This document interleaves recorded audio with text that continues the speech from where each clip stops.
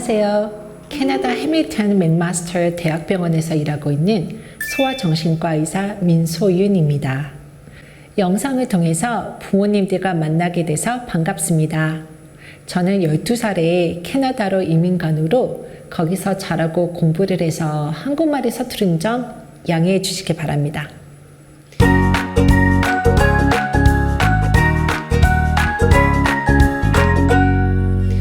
사춘기가 되면 친구들이 부모님보다 더 중요하게 생각될 수 있습니다. 부모님들로부터 독립하고 자기만의 정체성을 찾는 과정에서 부모님들의 가치관, 관점에 대해 의문하고 거부하기도 합니다. 그리고 자기들과 비슷한 상황에 있는 친구들에게 의견을 물어보고 위로를 받고 더 깊은 관계를 형성하기를 바랍니다. 10대에는 친구들이 소셜 네트워크의 가장 중요한 부분이 되고 이게 이 성장 단계에서는 자연스러운 일이죠. 새로운 친구를 만나고 그들과의 관계를 유지한다는 건 요즘 아이들에게 쉬운 일이 아니에요. 소셜미디어, SNS를 통해서 만날 수 있는 친구들이 너무 많아졌죠. 다양한 경험과 취향, 정체성을 가진 또래 친구들을 만날 수 있는 건 좋은 기회라고 볼 수 있어요. 반면에 SNS를 통해 만난 사람들은 신분을 확인하기 어렵고 거짓말을 하거나 자기를 꾸며서 얘기해도 모르기 때문에 이용당하거나 믿음이 쉽게 깨질 수 있어요. SNS를 통해서 순식간에 자기에 대한 정보가 많은 사람들에게 유출될 수 있기 때문에 위험할 수도 있죠. 요즘 아이들에게 친구들과의 관계에서 가장 힘든 점이 실수가 쉽게 용납 안 된다는 게 아닌가 싶습니다. 누구나 말 실수를 할 수가 있고 홧김에 내뱉는 말로 다른 사람에게 상처를 줄 수 있어요. 근데 요즘은 영상이나 전화통화 내용을 녹음하기가 쉬울 뿐더러 문자로 보내는 말은 평생 남겨질 수 있잖아요. 어린 마음에 별 생각 없이 한 행동과 말이 시간이 지나도 다시 친구들 사이에 돌 수 있고 오랜 시간 놀림거리가 되거나 왕따 당하는 이유가 될 수 있다는 게 아이들한테는 불안의 원인이 되지 않을까 싶습니다. 거기다가 사이버 폭력을 통해 누구나 피해자가 쉽게 될 수 있어서 아이들이 더 큰 어려움을 겪을 수 있죠. SNS는 자신의 사진이나 영상을 편집하고 실제 삶의 일부분만 보여주기 때문에 설사 거짓이 없더라도 현실보다 더 좋아 보이고 화려해 보일 수 있습니다. 다른 친구들이 올려놓은 재밌고 좋았던 사진들이나 영상들을 보다 보면 왠지 자기가 더 초라하고 보잘것없는 것처럼 생각하기 쉽겠죠. 그러다 보니 자기 존재감, 자신감이 더 약해집니다.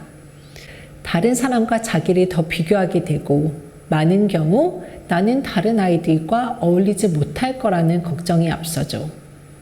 이렇게 전반적으로 다른 사람들과의 관계가 쉽지 않은 요즘 사회에서 트라우마가 있었거나 타고난 성향이 수줍거나 불안장애, 특히 사회 불안장애 증상이 있는 아이들은 다른 사람과의 관계가 정말 어렵습니다.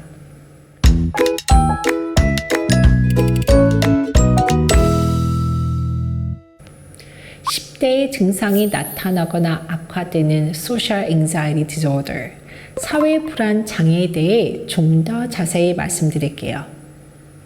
사회 불안 장애의 가장 두드러진 증상은 다른 사람들이 나를 판단하거나 비웃을까 봐 두렵고 자기가 뭔가 다른 사람들의 웃음거리가 되거나 창피한 행동을 할까 봐 무서워하는 거죠. 쉽게 말하면 다른 사람들의 시선이 무섭습니다. 그러다 보니까 새로운 선생님들과 학생들을 만나게 되는 새 학기가 되면 불안함이 더 높아지고 학교에서 발표를 하거나 다른 사람들이 보는 데서 운동을 한다든지 악기를 연주하는 등 누군가 내가 하는 퍼포먼스를 보는 상황이 힘듭니다.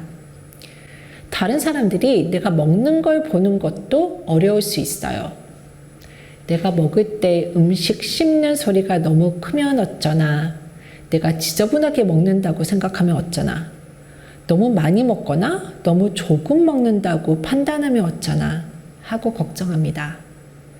그러다 보니 다른 사람들과 같이 먹는 걸 꺼리고 심지어 화장실에서 혼자 점심 먹는 아이들도 있습니다.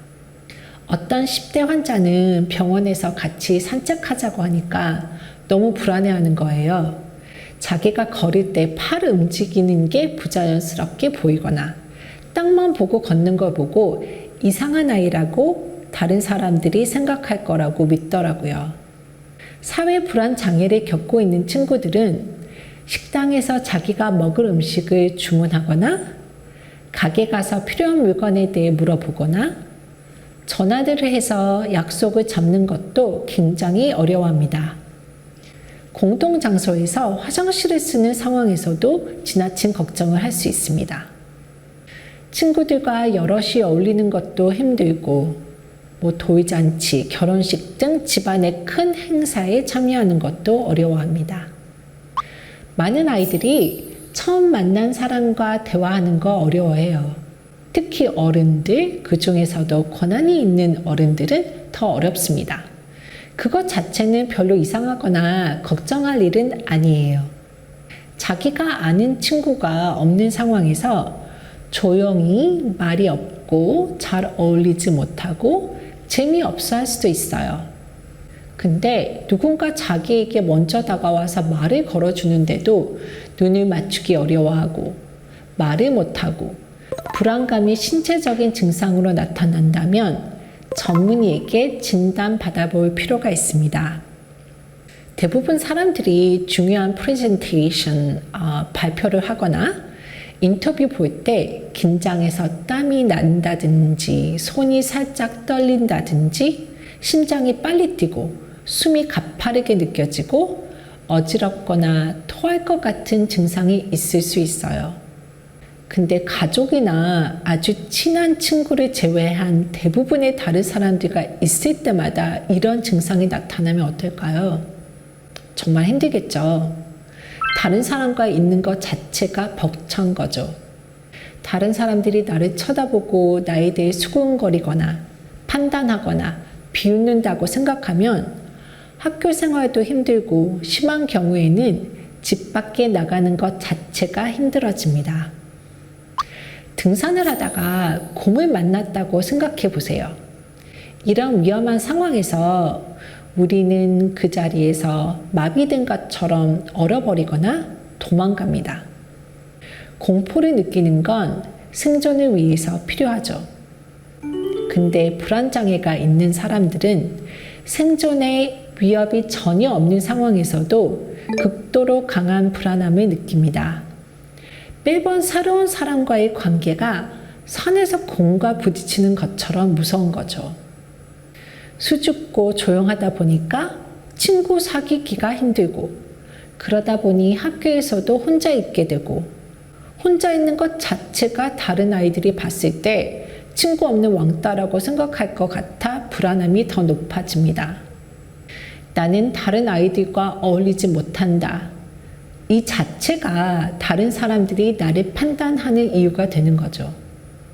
그런데 이 상황을 부모님들도 이해 못하시고 너는 왜 그렇게 친구를 안 사귀니? 그렇게 물어보시는 분들이 계세요. 친구를 안 사귀는 게 아니라 친구를 못 만드는 아이한테는 이 질문 자체가 답답하고 더 고립된 느낌을 줍니다.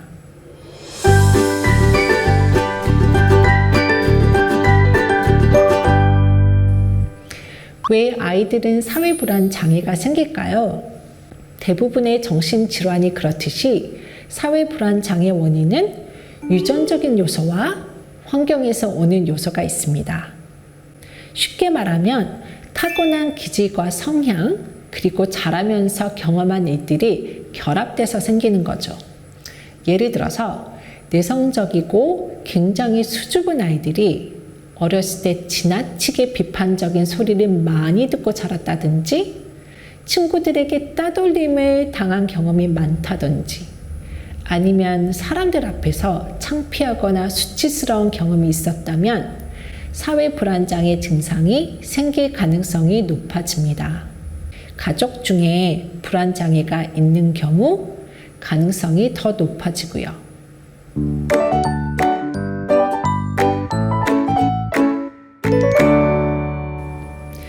우울증이나 다른 불안장애처럼 사회 불안장애도 CBT, Cognitive Behavior Therapy, 인지행동 치료를 가장 많이 씁니다.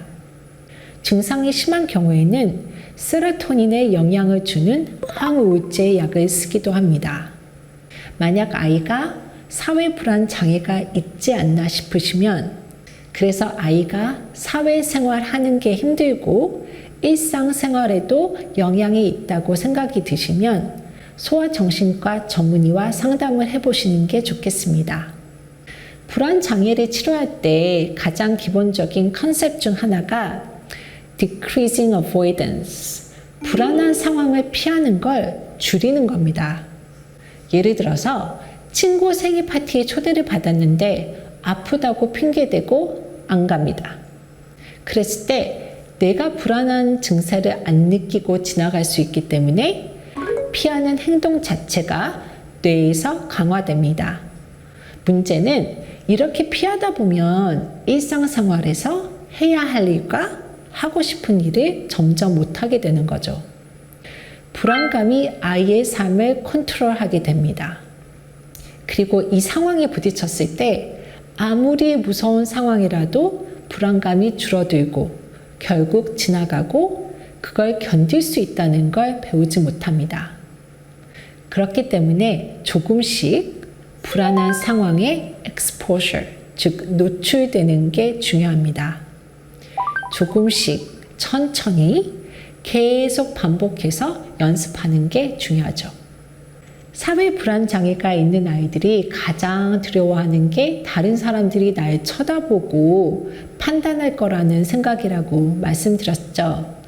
이 생각을 조금 더 균형이 잡힌 생각으로 바꿀 수 있도록 도와주는 게 인지 치료인데요. 예를 들어서 산책하다가 누군가 나를 쳐다보면 그 이유가 뭘까요? 첫째, 내가 누구와 닮았다. 둘째, 예전에 본 적이 있다. 셋째, 내가 쓴 모자가 특이하다. 넷째, 내가 이뻐서 쳐다봤다. 다섯 번째, 그냥 우연히 시선이 나한테 왔다. 등등 여러 가지 이유가 있을 수 있어요. 근데 사회 불안 장애가 있는 청소년들은 대개 내가 바보 같아 보여서 쳐다봤다. 아니면 내가 이상해서 쳐다봤다. 그렇게 생각을 합니다. 내가 이상해서 쳐다봤을 수도 있지만 그건 여러 가지 가능성 중 하나일 뿐임을 얘기해 줍니다.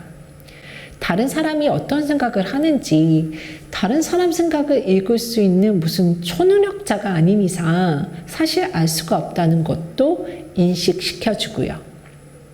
불안한 상황에서 자동적으로 하는 생각이 틀릴 수도 있다는 걸 계속 가르쳐 주는 거죠. 그리고 제가 환자 아이들에게 꼭 하는 말이 있습니다. 사람들은 대부분 자기 중심적이야. 다른 사람 생각보다 자기 스스로에 대해 훨씬 더 많이 생각하고 스스로에게 훨씬 더 많이 집중해. 네가 다른 아이들이 너를 쳐다보고 너에 대해 얘기한다고 생각하는데 그럴 수 있어. 전혀 불가능한 건 아니야. 근데 대부분 아이들은 너보다는 자기 스스로에 대한 생각과 걱정을 훨씬 더 많이 한다? 대부분의 경우 막상 부딪히면 생각했던 것만큼 어렵지 않습니다. 예전에 경험했듯이 두려움이 무서워하는 상황에 놓이면 생각보다 빨리 줄어든다는 걸 상기시켜 주죠. 그리고 아무리 강한 불안함도 모든 감정이 지나가듯이 영원하지 않다는 걸 얘기해 줍니다.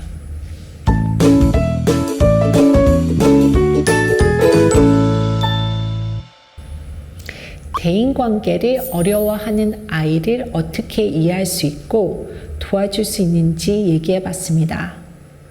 오늘 초점을 뒀던 사회 불안 장애 외에도 자폐증을 비롯한 여러 가지 이유가 있을 수 있어요.